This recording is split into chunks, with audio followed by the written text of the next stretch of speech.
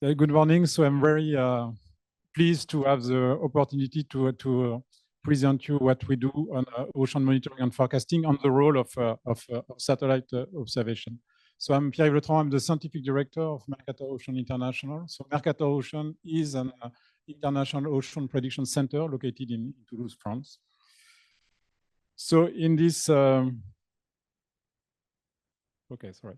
So I will briefly explain you what we do at European level to develop capabilities to monitor and predict the ocean as part of the Copernicus Marine Service. I will then focus on the specific role, on the essential role of satellite observation, and then give you an overview of a few applications, I mean, for warning of the ocean. So this was already explained by Mark, but just to remind you, so we have this unique Earth observation, Earth monitoring program in Europe as part of Copernicus, with a satellite component with all the sentinels, and there are a series of services, and you will know more on the climate on the atmosphere later on. Mercator-Ocean has been in charge of implementing the Copernicus Marine Service since 2014, so 10 years, and this is really an operational service that uses satellite in situ observation to monitor and describe the ocean. So the driver for this, why we do, we have this new capability to monitor and predict the ocean. So first, I mean, to understand, predict, and adapt to climate change. I mean, the ocean plays a prominent role in the climate. In particular, I mean, you know, the ocean stores a very large amount of heat. It regulates the climate. It absorbs part of the CO2, and it has a very essential role. And we need to protect it to make sure that we mitigate the effect of climate change. It's also essential, I mean, to sustainably manage the ocean resources and develop also a sustainable blue economy. The two, we have to have this the best tool to ensure that we have this sustainable management of the ocean and to better protect marine ecosystem and biodiversity.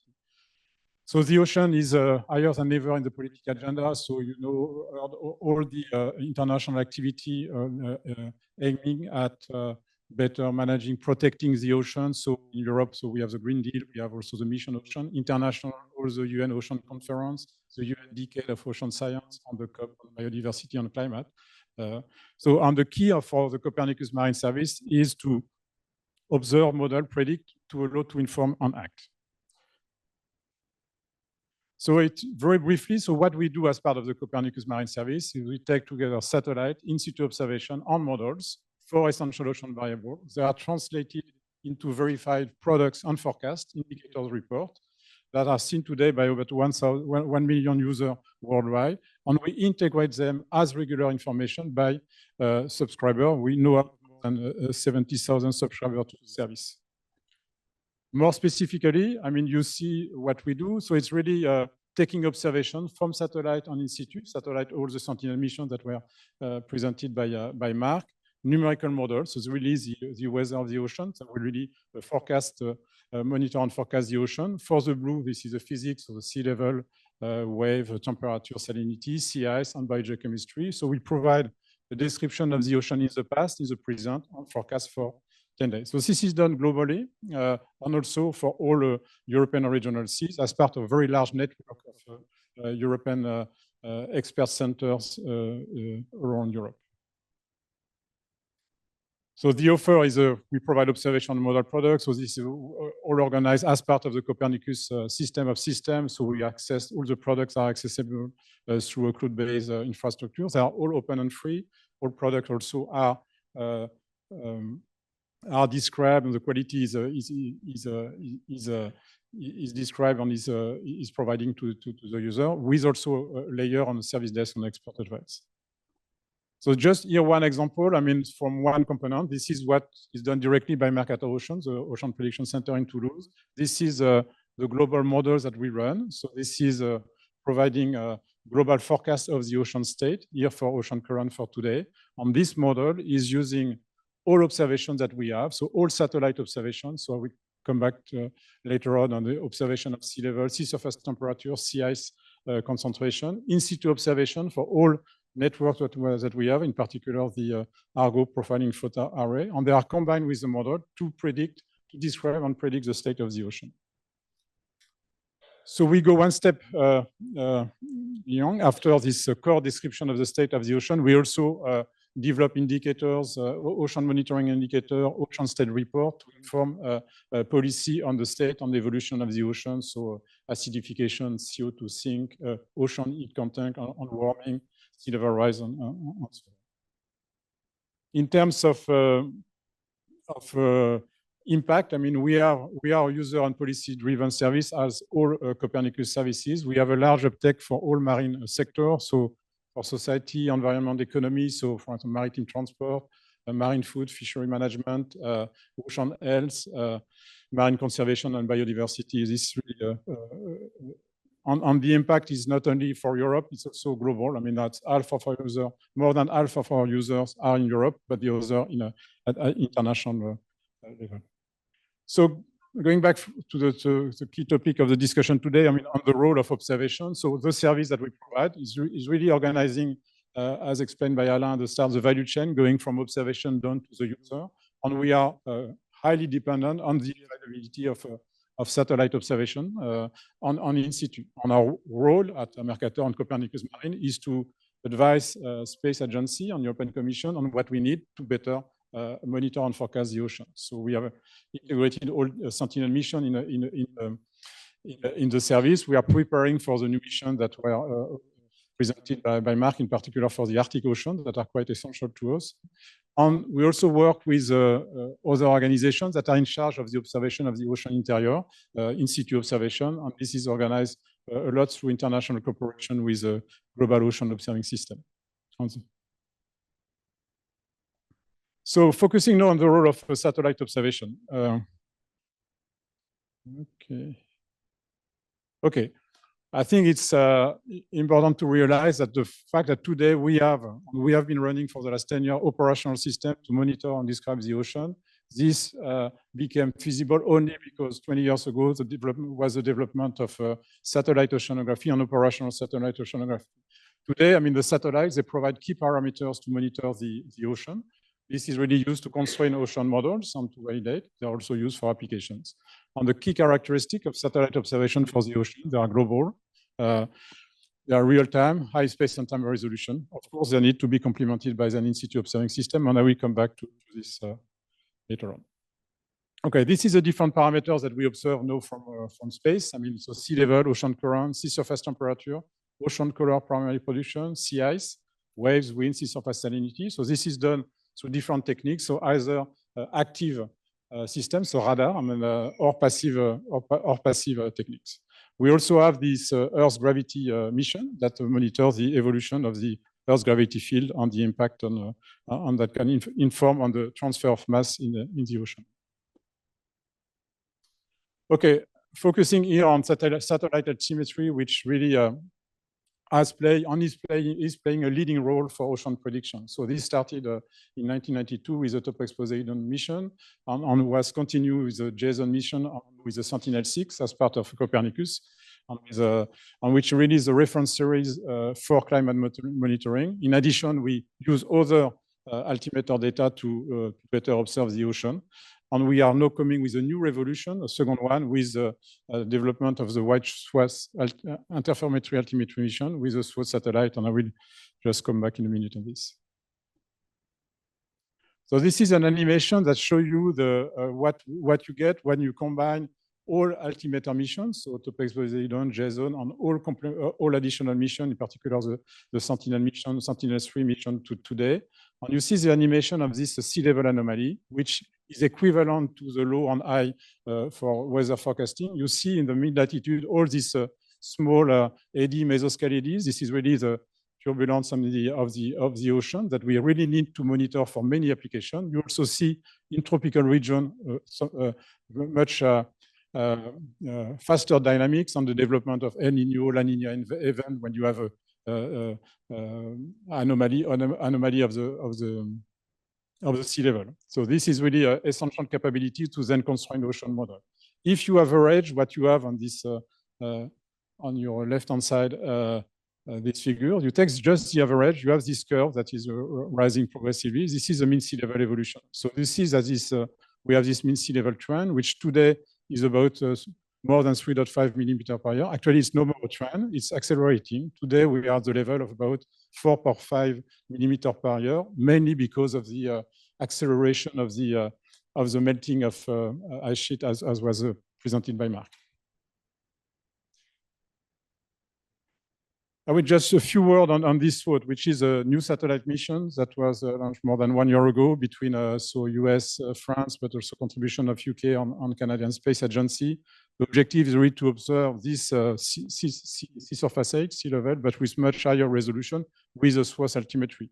And this mission really is very likely to become a revolution in our capability to better understand the ocean, how it functions at very small scale. We really need to observe the ocean, contrary to the atmosphere, with resolution of a few kilometers if you really want to understand the transfer of heat and all the dynamic of the ocean.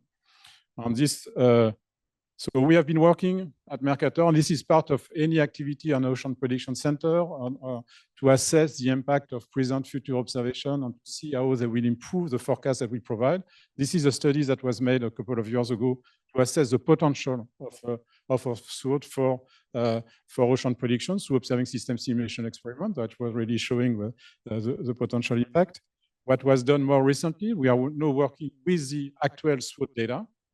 And we have this is just a very recent result showing that if you assimilate, so what we are doing is we have the operational system and we just assess if we add SWOT data, what will be the impact on the quality of the forecast. And you have here one example when you see that if you add SWOT data, I mean, this is if you look the SLA, which means sea level anomaly, so the sea level, you see that you are able to better predict the position of a given ADs. That will be very important for many applications if you add SWOT data. So that's really a lot of potential in the future. Of course, this is a research which is ongoing, and the plan is to be able to do it operationally next year.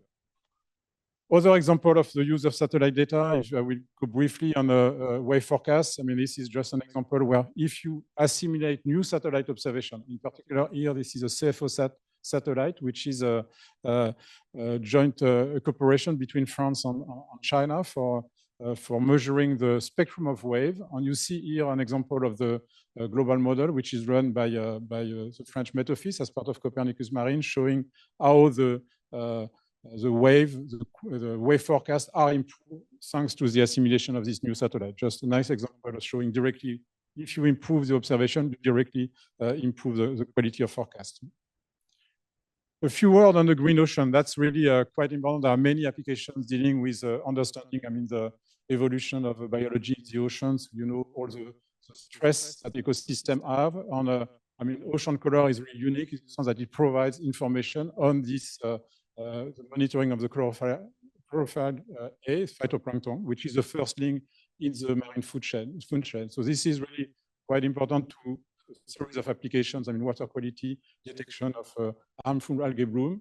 It's also very important to validate on improve the models. So the models that we run as part of the Copernicus Marine, so they are biogeochemical models, and they assimilate today this ocean color data, in particular for the Sentinel-3 mission from the Copernicus program. Okay, this is just a summary of the different Sentinel missions that we integrated in Copernicus Marine. I will not go faster. And we are really eager to work with the coming mission. So Mark mentioned this mission for the polar region and Simmer, Crystal, Rosal. That's quite important to us to improve what we do for the monitoring and prediction of the Arctic. I will just mention also, this is not a topic of discussion, but remind that if you want to do ocean forecasting and ocean prediction, you need, of course, satellites that are essential, but you also need to have observation of the ocean interior. Satellites only see the surface. And this is, so this is an international system. This is international cooperation. It's just a major element, which is a global Argo array of profiling flows that measure temperature and salinity from the surface down to 2,000 meters. There are extensions that will allow to go even deeper and to measure biogeochemical parameter. Main message here that we really need to have both. Okay, moving on to the last part of the presentation. So, I mean, I've explained at the start that Copernicus Marine supports all sectors of the blue economy. So this is dealing with the society, economy, environment. We have no more than 70,000 subscribers to the service. And I will just go through a few examples of this application. So one of them is the monitoring of marine heat waves. I mean, you heard, I mean, there are a lot of discussion on the marine heat wave because the evolution over the past couple of years on the number of marine heat waves has been very dramatic. So marine heat waves are warming events during which the ocean temperature is very much higher than it should be, and for a duration which is long enough. Here we take 5 consecutive days. So this is a monitoring system that we have in Mercator. We see how strong the marine heat wave are from moderate to extreme. And we know that there are really the number of marine heat waves are really accelerating due to climate change. We also know that the impact of ecosystem is really detrimental. So this is really a cascade of effect when you have a warmer temperature that really affect all the ecosystem. And we had actually major event last year. I mean, between summer and fall in Mediterranean Sea and in the North Sea. Another example is supporting safety at sea operations. This is from a Spanish agency. They are using Copernicus Marine forecast of ocean current wave to improve their local system that are then used to support safety at sea operations. That is one of the examples. Another one, obvious one, is to support all CI services, so maritime transport in the Arctic. When we provide information both on satellite but also from sea ice model to really improve, I mean, to support all activity in the Arctic Sea. So we have a lot of direct connection with the sea ice services that are the one that provides the final connection to the user.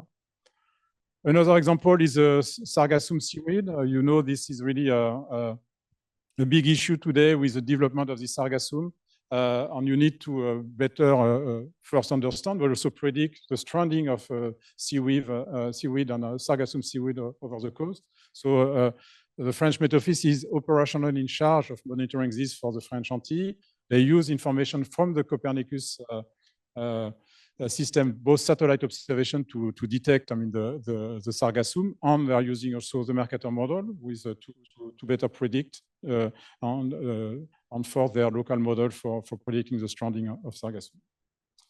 A bit faster. We also are working on the use, I mean, improving sea level and wave forecast for coastal flooding, and that's so this is something that is organized at a different by the different countries. So what we have been working on at Copernicus Marine level is to provide this information for the Copernicus Emergency Management Service to have a European system where we can support member states in their prediction of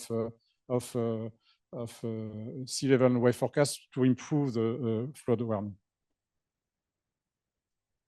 Last example is ocean plastic. So you have heard certainly already the issues that we have on ocean plastic, which actually is not an ocean problem, it's a land problem.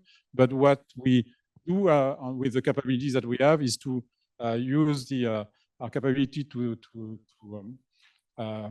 describe ocean currents, to analyze the transports of plastic in the ocean, to analyze where they accumulate.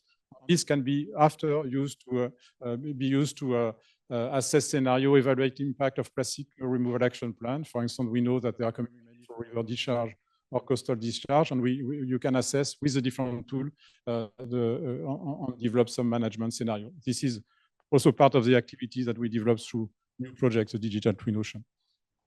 Okay, and last example, but not the least, having all this capability to describe the state of the ocean, not only the physics, but also, let's say, oxygen, temperature, plankton, even pH. This really is very essential to characterize habitats from protected species. With this characterization, you can better protect them. So we have a series of examples, in particular for sea turtle and so on, when you can really have this information available for agency in charge of management of these protected species and to better protect them.